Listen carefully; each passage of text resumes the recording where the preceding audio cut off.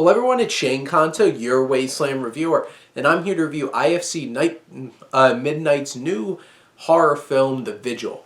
And this is written and directed by Keith Thomas about a man who used to be part of a very strict Orthodox Jewish community, and because of some baggage in his past, he lives a different kind of life. But all of a sudden, Reb Shalom comes to him and says, "Can you be the vigil over this dead man throughout the night so like his wife can sleep and stuff like that?"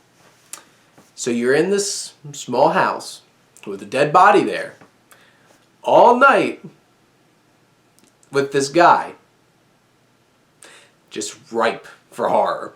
And Thomas does such a fantastic job of building tension, using deep focus. There's one particular scene where you have your main character, Yaakov, played by Dave Davis, who's sitting like right in front of you. And he's like, has headphones in, he's like listening to Kaminsky, looking straight at the camera, kind of like looking down like this. And just this deep focus of this covered dead body behind him, and you're just sitting there like, something's gonna happen, something's gonna happen, something's gonna happen, something's gonna happen. But does it happen? And that's the beauty of this film, because Thomas is able to build up the intensity, build up the suspense and the expectations, but knows when to pull the trigger. And when he doesn't pull the trigger, there's some great fake outs without being obnoxious about it, like a lot of film where they still like, and there's nothing. No, it's subtle. Which is also the biggest issue that I do have with the film, is when it does have some real horror moments. The sound mixing gets really cheesy horror movie, like, oh, that's really loud. And it's just like, did you really have to do that? Everything else was working so well in a subtle way. Did you have to be so overt and obnoxious about it?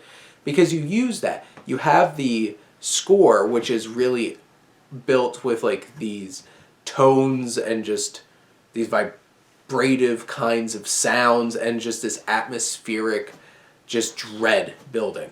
And you're in this house, the deep focus, the framing, the cinematography is great, and you have all this tension building up. There's some great visuals, including towards what the climax is, confronting this demon, this Dybbuk, that is haunting this home, haunting this dead man, and trying to find a new person to haunt, a new host. You have this confrontation, and it's shot so well. This like long, stretched out focus shot, and just the design of everything is unnerving and creepy. There's like, with the obnoxious sound mixing can be a bit much, and there's one particular scene where you get you just get your exposition, and it's so on the nose, but like it's at least presented in an interesting way. But this film really lives by its freaky, it's unnerving, but both this deceased man and our main character have these deep-seated emotional traumas that this film confronts and focuses on that in a meaningful way to progress the horror and the story. And that's where the real heart of this film is, and what makes it stick out is you have those more deep and embedded kinds of things that hit harder. And that's something special in this film. This film unnerved me, creeped me out, hit me emotionally. It's so well performed. One little shout out to Menashe Lustig, who I loved his film Menashe that he had made. It was really cool seeing him in the film. Like, is that? Yes, it is. But this film does such a great job using minimalist kinds of settings and characters, and you have strong performances from Dave Davis and Lynn Cohen, who plays the wife, the widow. This is a really unnerving and impressive horror film. Go check The Vigil out. But those are my thoughts.